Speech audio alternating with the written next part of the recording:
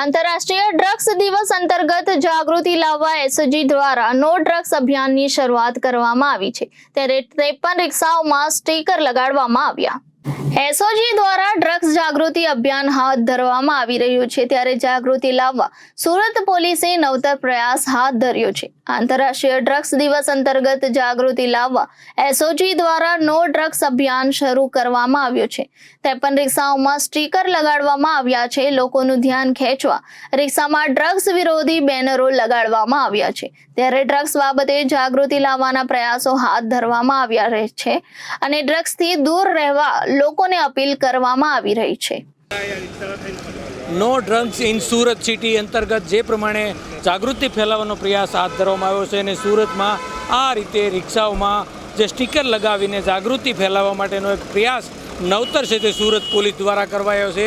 કેફી પદાર્થનું સેવન એટલે વગર નિમંત્રણે મોતને આમંત્રણ, એટલે આ પ્રમાણેના અલગ અલગ જે 53 અલગ અલગ રિક્ષાઓમાં જે છે તે સ્ટીકર લગાવવામાં આવ્યા છે અને જાગૃતિ ફેલાવવા માટેનો એક પ્રયાસ છે તે કરવામાં આવી રહ્યો છે। અને नशाशाही जैसा होता है वहाँ बेकार शारीरिक शरीर तोड़ता है, बीमारी लाता है, कर देता है लाचार, એટલે અલગ અલગ પ્રમાણેના જે બેનર છે તે અત્યારે સ્ટીકર 100 રૂપિયા લગાડવામાં આવે છે અને નવતર પ્રયાસ છે તે સુરત પોલીસ દ્વારા હાથ ધરવામાં આવ્યો છે અને 53 જેટલી જે રિક્ષાઓમાં છે તે જાગૃતતા ફેલાવવા માટે અને ડ્રગ્સને અટકાવવા માટેની મુહિમ સુરત પોલીસ દ્વારા કરવામાં આવી છે। સહયોગી પરેશ કાલા સાથે અરવિંદ રાઠોડ, જનાદેશ ન્યૂઝ, સુરત।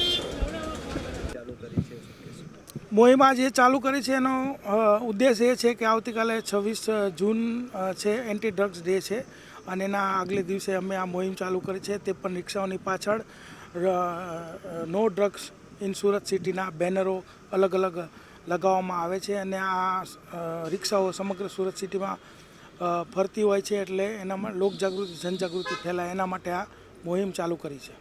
લોકોને શું મેસેજ આપે? લોકોને મેસેજ એ છે કે ભાઈ ડ્રગ્સ જે છે એમાં અમારી 2 પ્રકારે કાર્યવાહી ચાલુ છે। એક તો ડ્રગ્સ પકડવાની કામગીરી પણ ચાલુ છે, એટલે કે જે ડ્રગ્સ પકડી અને ઓછામાં ઓછું લોકો જોડે પહોંચે એ પણ અમારી પોલિસી છે। બીજી જે પોલિસી છે એ ડિમાન્ડ રિડક્શન પોલિસી, એટલે કે લોકોની ડ્રગ્સ લેવાની વૃત્તિ ઘટે અથવા તો એની ડિમાન્ડ ઘટે, એટલે ડિમાન્ડ ઘટે તો ઓટોમેટિકલી ડ્રગ્સ આવતી બંધ થાય। એટલા માટે ડિમાન્ડ ઘટાડવા માટે થઈને લોકજાગૃતિ, જનજાગૃતિ ફેલાવીએ છીએ કે લોકો સમજે કે ભાઈ આ ડ્રગ્સ છે એ એમને સંપૂર્ણપણે પાયમાલ કરી દેશે ના, એટલા માટે થઈને ઓછું ડિમાન્ડ કરે ને એના માટે અમે આ 53 રિક્ષાઓ ફરતી કરી છે। Reporter Arvind Rathod, Janadesh news, Surat.